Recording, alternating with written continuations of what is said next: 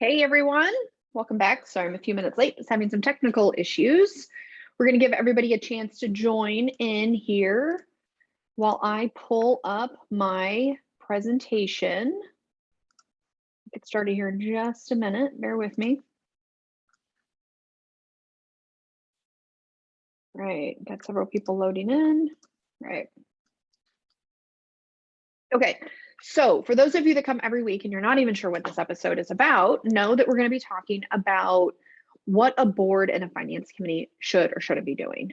It's really funny. I come up with these topics based on all the conversations I have with prospective clients. Many of you probably know I'm a CPA, but I kind of added it up. I think on average, something like somewhere between 12 and 1,500 nonprofits I've talked to over the last 5.5 years since I've started this firm, right? And I hear a lot of the same types of complaints. And some of those complaints or some of those concerns have always been around, how to get my board more effective.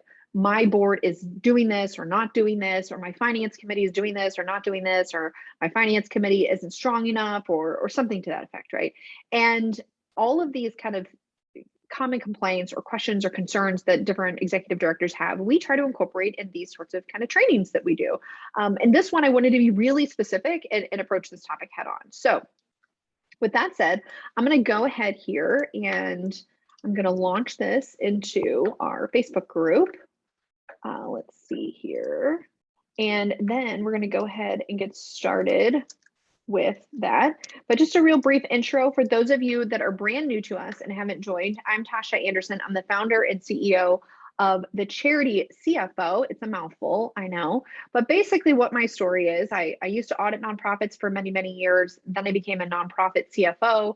I did that for several years. And I realized something really interesting. I worked for an organization at the time, was about $6.5 million in funding, right? Every year. We had all of the government funding. And one of the things that I realized that organizations that were much, much smaller, we're talking 750,000, $1 million, $2 million, they were responsible for the same level of compliance that this $6.5 million organization is subject to, right? The same exact expectations, much, much different environment that we're talking about, much different budget, much different ability to pay for people, right? So anyway, I started this firm after kind of pondering how can I help other small nonprofits that are subject to all of these other things in the same way that these larger organizations are, but they just simply don't have a budget to do that. So I put together lots of different content. For those of you that are new, we have a YouTube channel. All of this is going to be recorded today. We're going to put it on the YouTube channel. We also have a Facebook group here. I'm going to drop it here in the comment section here in a moment. But our Facebook group is also a great place just to collaborate, ask different questions. I'll share that information with you later. But without further ado, I'm going to go ahead and share this presentation with you all that I put together on just some of the basic functions of what a board shouldn't be doing, what they should be doing, and what a finance committee should or shouldn't be doing. And this is coming from basically my own personal experience and some best practices that we tend to share. So I'm going to go ahead and share my screen here. Okay, so what is financial oversight? I get this question a lot. What is financial oversight and how do organizations manage this? How do they incorporate this in their board training? So let's go ahead and get started.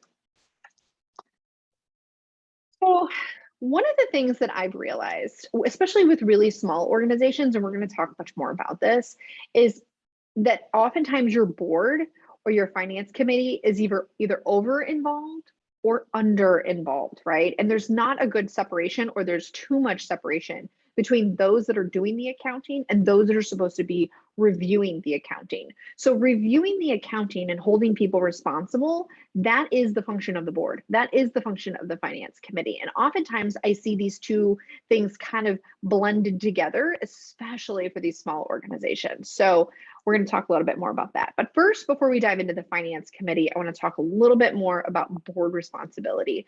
And based on some kind of best standards and different board governance guidance, generally your board member responsibilities are going to fall into three different buckets. It's called the duty of care, duty of loyalty, and duty of obedience, right?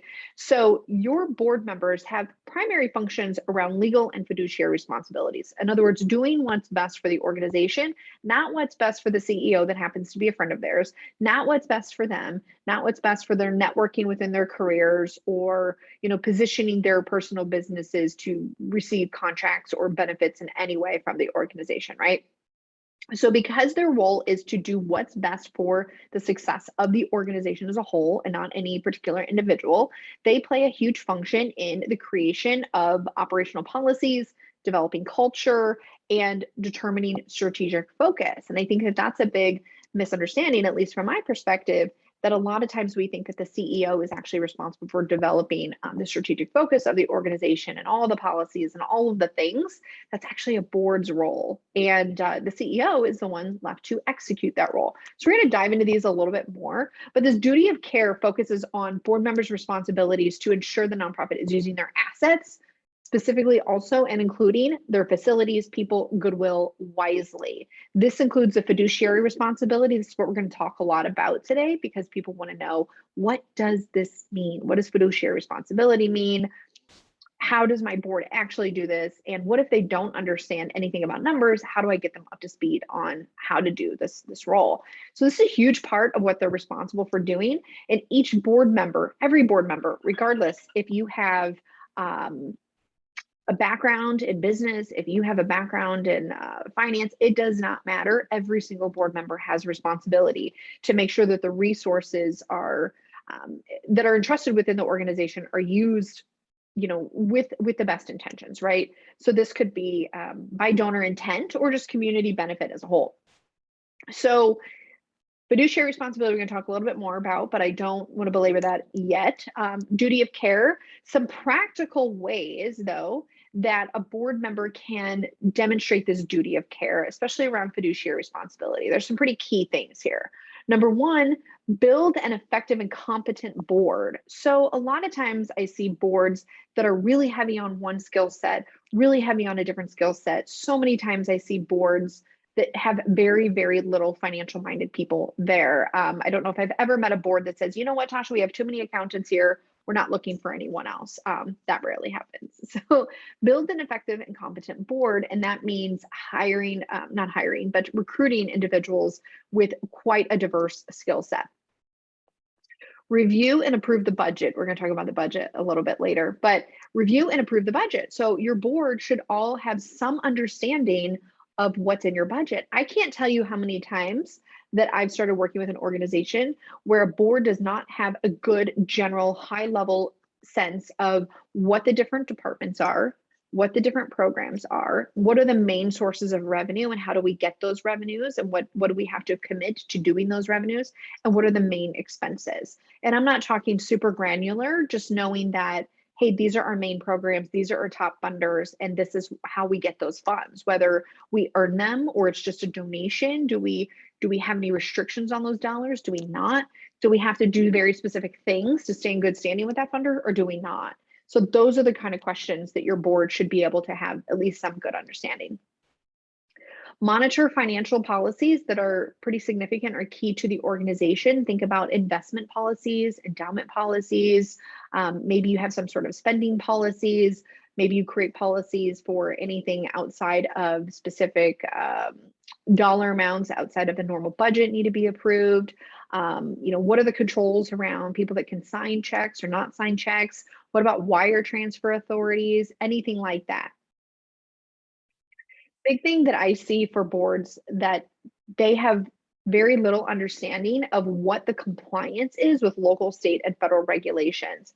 It's interesting. I actually just got off a call with a small nonprofit. They've been using a volunteer bookkeeper for the last year or so, and they had no idea that the tax returns were not filed with the feds. They had no idea when the deadline was, much less the fact that they've now passed the deadline. They have no idea that they could have filed an extension. They also now are receiving notices from the state for payroll reports. I'm not exactly sure what they are, but nonetheless, they were not informed about what the different deadlines are for reporting. So usually, at least in the state that we're in Missouri, you have to have a quarterly report sent to the state of Missouri to report your payroll taxes and your wages and those sorts of things. Evidently, it appears that maybe this wasn't being done, which leads me to believe that maybe the taxes weren't being paid. I'm not sure.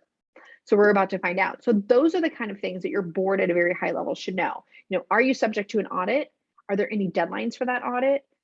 Certainly you're a nonprofit, unless you have some sort of tax exemption. If you're a house of worship or something like that, you should know that from the IRS. But you should know if you have an IRS deadline, which is the 990 or some version of the 990, default to the answer being yes, unless told otherwise, but let's just default to being yes. In many states, they also require annual filings. So we want to make sure that the board understands what those filings are and make sure that they understand when those deadlines are happening. And if there's any issues with compliance outside of these deadlines, that the board knows. I can't tell you how many times there's notices being sent to the organization that frankly, the board has no idea. Right? They have no idea they're out of compliance, and this isn't a common thing. This isn't an uncommon thing. Other ways that they can be involved: invest cash reserves in a conservative and responsible way. So I've seen so many organizations that are sitting on kind of a mountain of cash, for lack of a better word. I'm talking, well over $1 million just sitting in a cash bank account, and having your board being responsible to say, if this were my money, would I want it just sitting in a checking account that was not bearing any sort of interest, right? So is there any way that we can invest this money in a conservative way that could still generate additional funding for the organization that makes sense, right? And maybe the organization's board does not possess the knowledge to do that, but you can also work with financial advisors that can help you set your kind of risk tolerance and come up with a good investment mix there. So advise the management team on large investing and financing activities, such as buying buildings or renegotiating mortgages or evaluating options for line of credit, considering lease options, or anything else like that. Certainly advise the management team on anything large like that.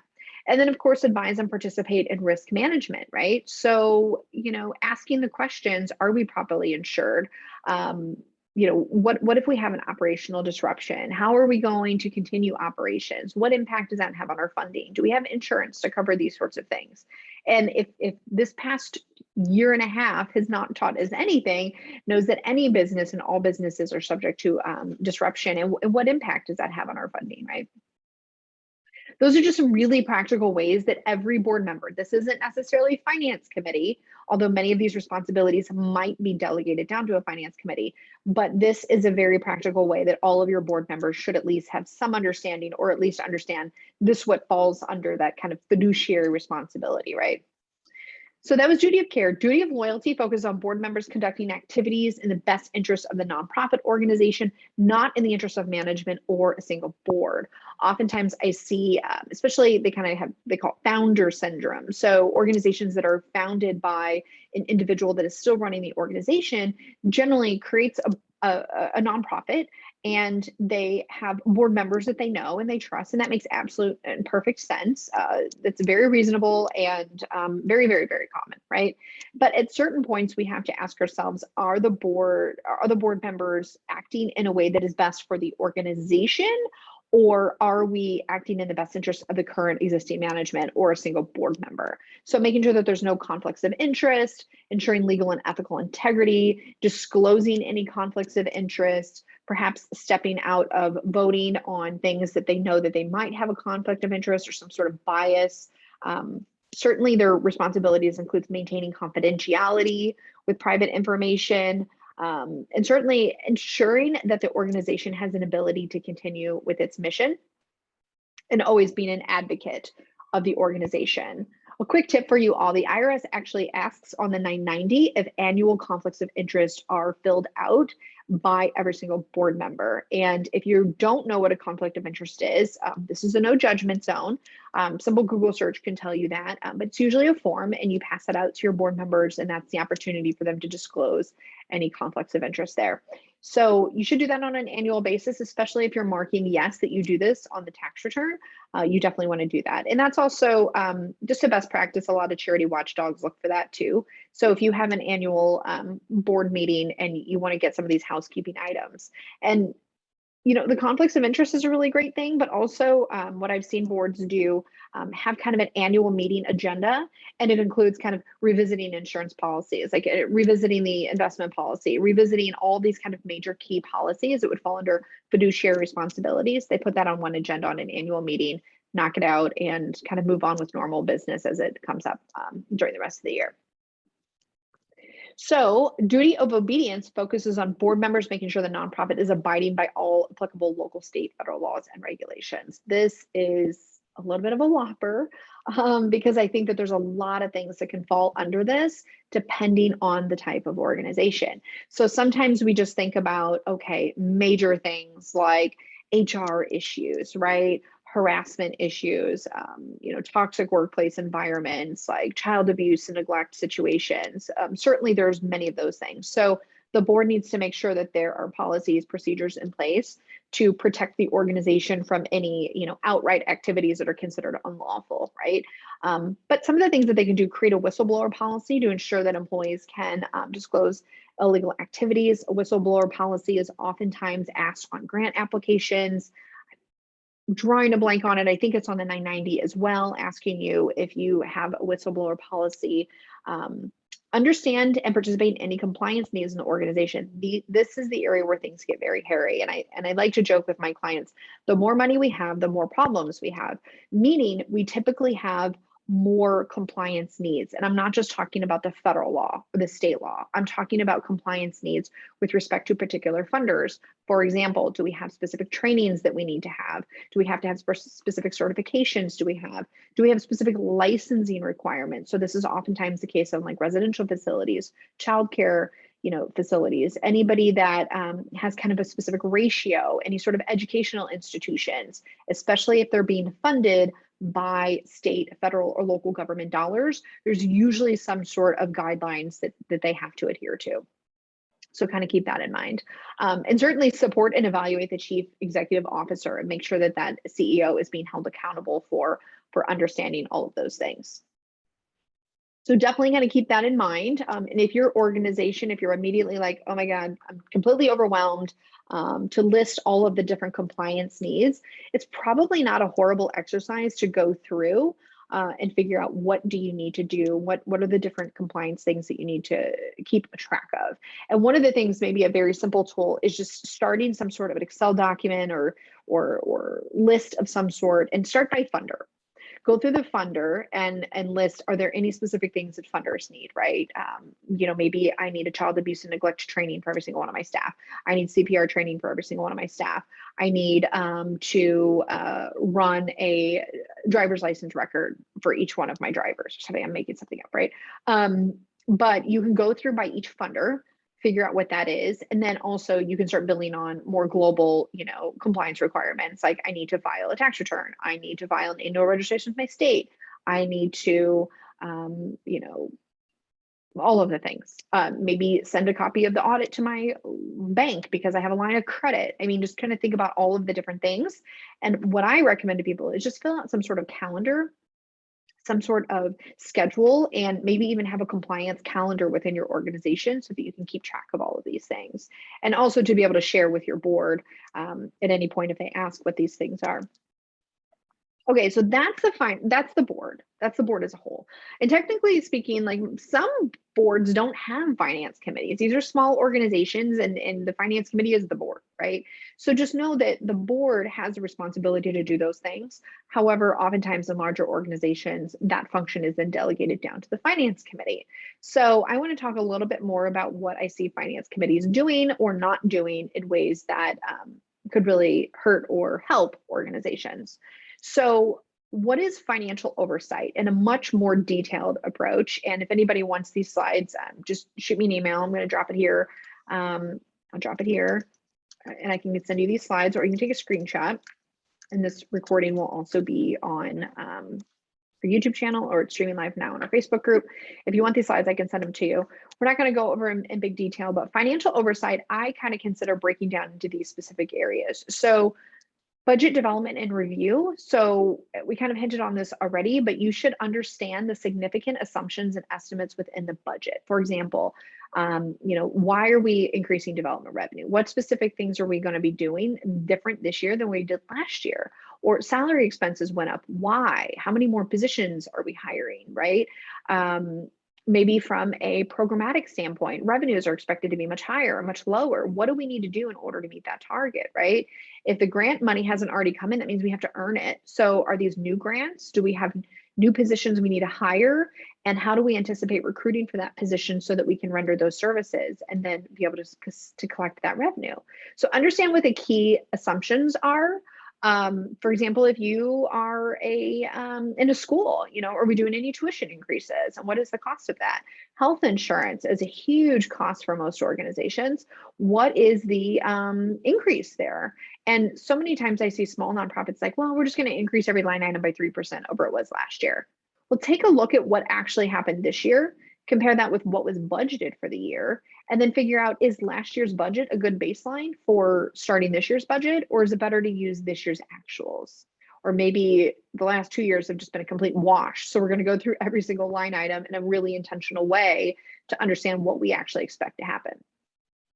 Financial policies, those specific policies might be around investments I mentioned, capitalization of fixed assets, figuring out what operating reserve levels should be, figuring out what key financial performance indicators that the board or the finance committee wants to track, and then also making sure that there's internal controls and segregation of duties there. Of course, review financial performance.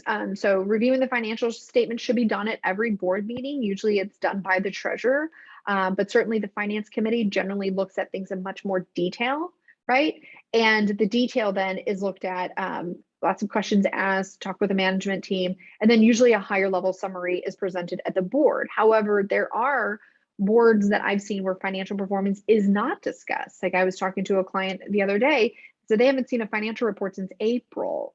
So the finance committee or the board have not discussed the finances of the organization in like 5 months, right? So this should be done every single board meeting.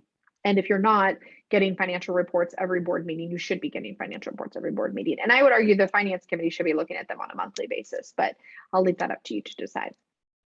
Ensure financial stability. So this kind of goes back to some of those financial indicators. And I like to look at things. I tell people, at the end of the day, budgets versus actuals are great. Revenues and expenses are obviously part of business. What to me is most important is cash. And I talk about this in the way that a lot of people get really, really overwhelmed with business type of finances, business type accounting. And really what to me it represents, think about your personal finances.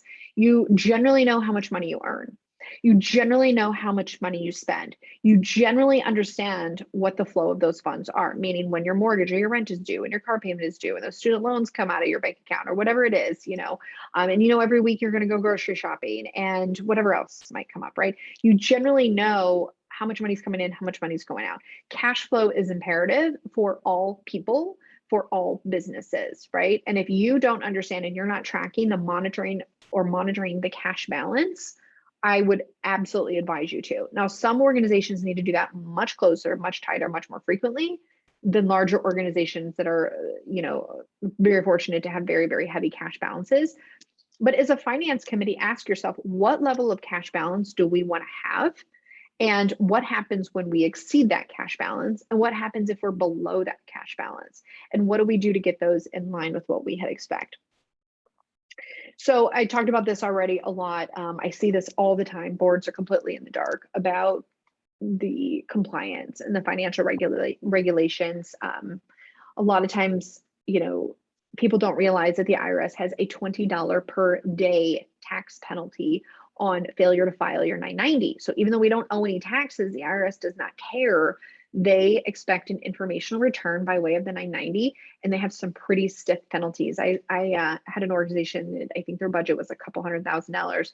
They were, I think about, I don't know, maybe about a year, less than a year, maybe like 9 months. And I think they got an invoice from the IRS for like $3,000 for failure to file. So We don't want to do that.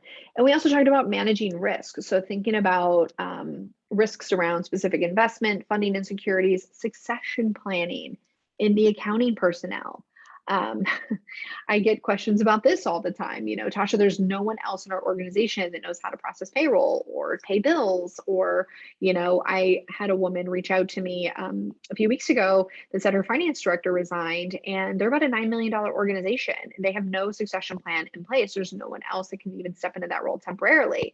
And if that wasn't bad enough, this position was actually filled last year. This person had only been there for 12 months, and they were in the same situation 12 months ago. Right. And so if you are on the finance committee, ask yourself, if our accountant, for whatever reason, failed to show up one day, what would we do?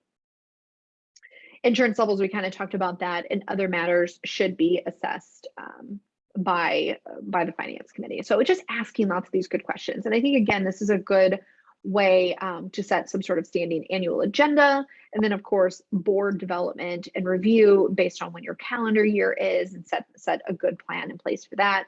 Reviewing the financial performance, certainly on a monthly basis, but a lot of these conversations could be happening on an annual basis. So those are the things that a finance committee should be doing. Let's talk a little bit more about what a finance committee perhaps shouldn't be doing. So a board treasurer should perform an oversight role. Okay, that's the whole purpose, is oversight of their accounting. This role should include reviewing the financial statements in great length. So I say the treasurer, but really I would say the whole finance committee, but certainly the treasurer. Ask lots of questions, and good questions. Have a relationship with your bookkeeper and account outside of the CEO. So be able to go through your accountant, bookkeeper to ask any sort of questions within reason, and we'll talk a little bit more about that. Review the federal Form 990 and participate in meetings with auditors if applicable, if that makes sense. In addition, your treasurer serves as your checks and balances. So we suggest a couple different things. Use someone that other than your accountant for bank deposits and payroll processing. So you got to think, if your accountant is able to access all of the money that comes in, okay, and they're able to manage the platform that essentially between 60 and 80% of your expenses, which is payroll and benefits, if they manage the portal that allows employees to get set up, payroll processed, and employees to get paid, that is the perfect storm for fraud. Okay, 60 to 80% of our clients' budgets go out by way of payroll. Okay, so if your accountant is managing all the money coming in, all of the payroll functions, and they have the authority to write checks, use credit cards, transfer money, you've just given them the entire keys to the kingdom. Provide read-only access to your accounting system, to your treasurer and the CEO. So allow your treasurer CEO to be able to look at your accounting system at any point. I like using an online bill paying process requiring a signature other than a bookkeeper or an accountant for any checks that get paid. So making sure that there's checks and balances in place, that nothing can get paid before prior signature from someone else. And use an online banking with viewing access for the CEO and treasurer. I've had a situation a couple years ago where a CEO did not have access to their bank account. They did not have access to their QuickBooks account. They had not got financial reports for months and months. She had no idea what was in her bank account. She had no idea at the time that money was being transferred out of their operating reserves or savings account to cover operational deficits. She was completely in the dark. Now, she was a new CEO and didn't have access to these things and didn't have processes put in place with her CFO. Now, that has since obviously changed for her, but that was a hard lesson learned, realizing that money was being spent down, not necessarily in a fraudulent way, but certainly not in a strategic way. Money was being transferred from savings into their operating, and they depleted their savings account, and she was none the wiser because she didn't have any reports. She didn't have access to anything. She had no idea what was going on. And the biggest issue with that and why that happened was they did not have cash inflow. They did not have money coming in the door. Also, she did not know was happening. So they were sending invoices out, but they were not collecting on those invoices. So you have to make payroll somehow. What's one to do? They transferred money of savings thinking that maybe they'll be able to repay it back someday. Either way, your CEO should know that these things are happening. Your finance committee and your board should absolutely know these things are happening. And to have an accountant working so autonomously that they feel like they have the authority to do all of the things I just mentioned, again, is a recipe for disaster in a lot of ways, up to and including fraud, but if nothing else, just kind of poor management oversight. That said, I have one more slide I want to go over before I open this up for just general FAQs or any other questions that you all have, because that's still available today. So go ahead and start thinking about what those questions are if they're not related to board and finance committee. So I see so many finance committees kind of overstepping their role. So I talked a lot about them kind of understepping, right? They're not showing up in a way that's impactful and meaningful for nonprofits. But so many times too, I see other things like micromanaging a budget and wanting to approve even the smallest expenses. I've actually had conversations with treasurers that want to approve every single expense. That's a management function. That is not an oversight function. If you are managing the budget and you are paying attention to every single operating expense, that is a management function. That is your CEO's job. That is not the finance committee's job. And sometimes I think that's just because the treasurer is overstepping their bounds and don't understand, where their role is. And I think sometimes too, that comes from, based on my experience, a CEO's, very overwhelmed in their own right. And they are, wanting to delegate some functions. And if the treasurer is willing to step up into that kind of final approver role, then that helps. But really, the CEO is responsible for the financial performance of the organization. They're responsible for the budget. They're responsible for putting together. They're responsible for holding people accountable to the budget. So by delegating the responsibility of the budget to your finance committee, you're not really owning the financial performance. That would be like, I'm the CEO of my company, and if I just delegated, the business development, the financial performance, the profit and loss statement, and ultimately what I ended up owing to the IRS to someone else, the business isn't going to go very far, very long. I'll tell you that, right? So I'm an accountant, of course, so I've got that going for me, but I look at my financial performance of the business that I've created at least on a weekly basis. I'm looking at the bank account balance, generally at least on a weekly basis. Not because it's not healthy, but I know what the normal flows of money coming in and what money is going out, and to make sure that everything is operating as it should, right? And so if you're not doing that with your organization, I strongly encourage you to do that. And we do that with many of our larger clients too. We get with them on a weekly basis and we look at their financial performance. So I'm not just saying that I don't do that.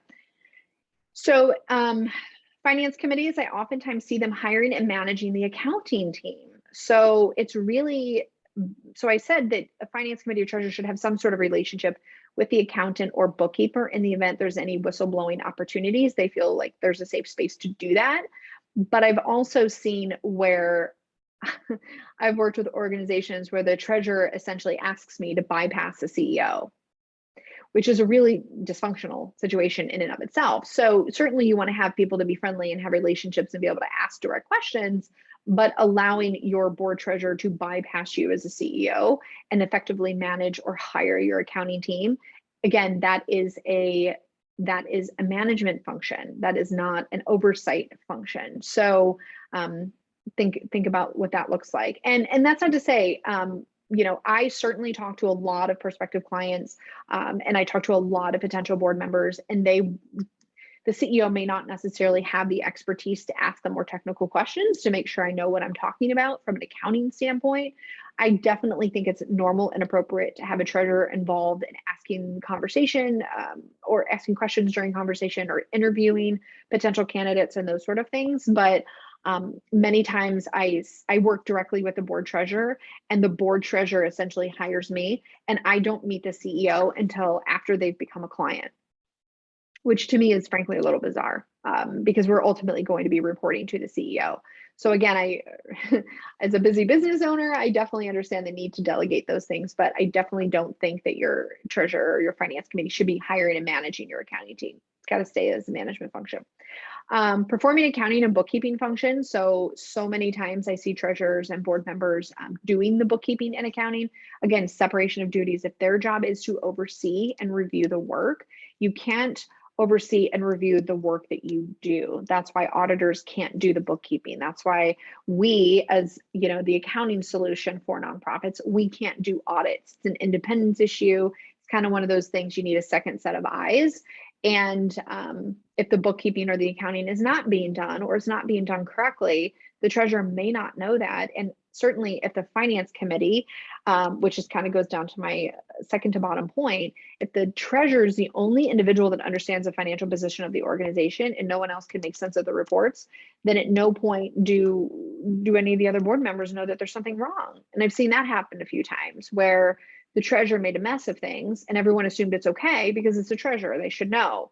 And they just, relied on the treasurer to do the right things. And again, in those cases, it wasn't necessarily malicious. It wasn't, they just didn't know. It wasn't like they were trying to do a bad job. They just didn't know. I just talked to a board treasurer this week that has been trying to file the tax returns on their own. They're not an accountant. They're not really a financial person. They're just trying to save a little bit of money and try to do the tax returns on their own.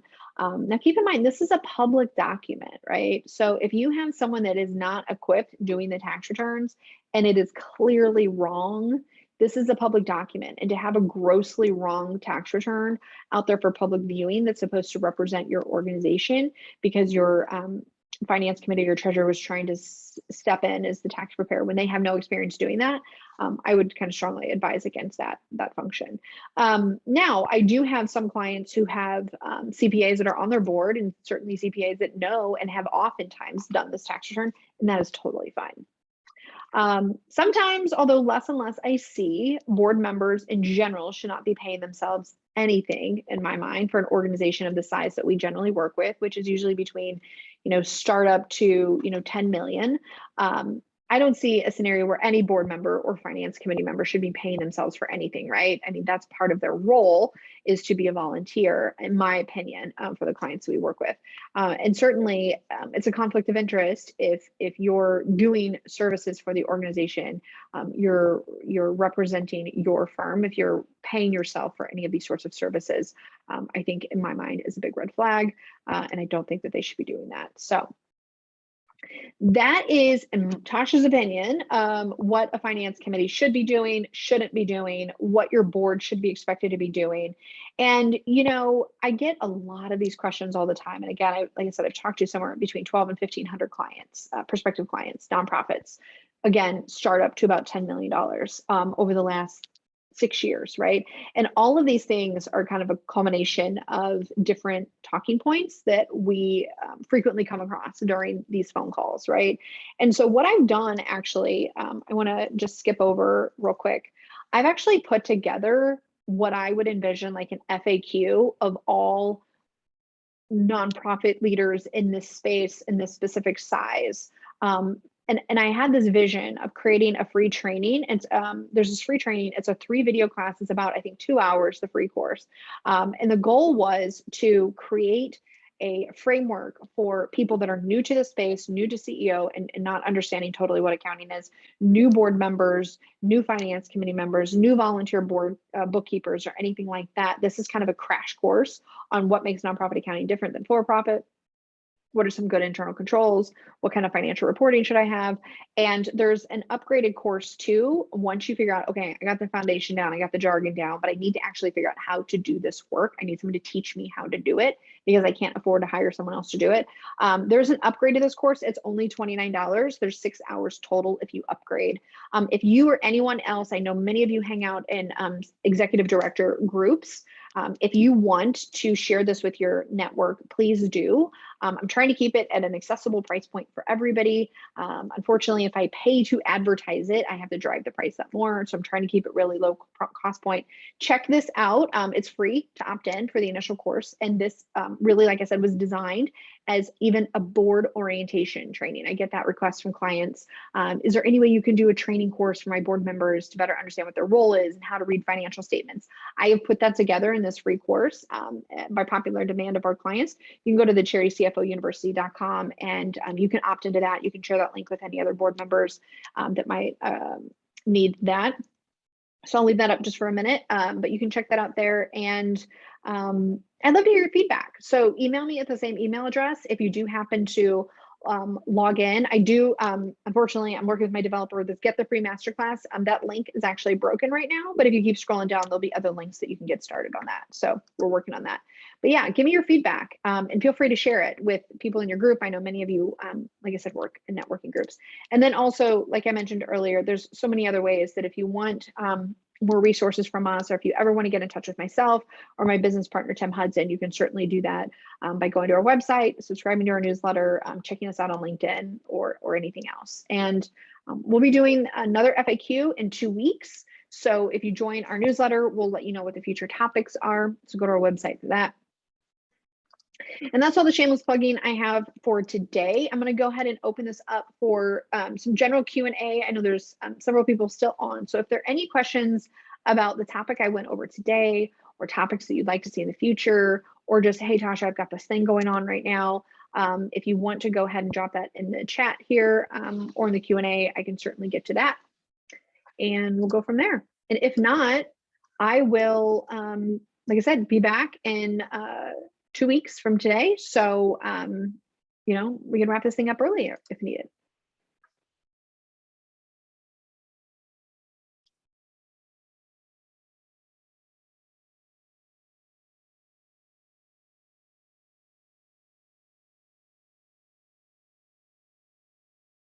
No questions. Oh, wait, we have one? Yeah, you know what? Let me do that.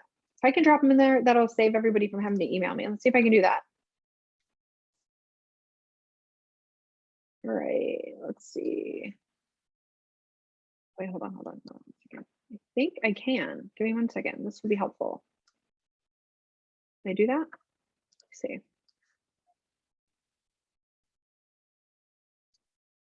I'm trying to upload it. I don't know if I can. Let me see.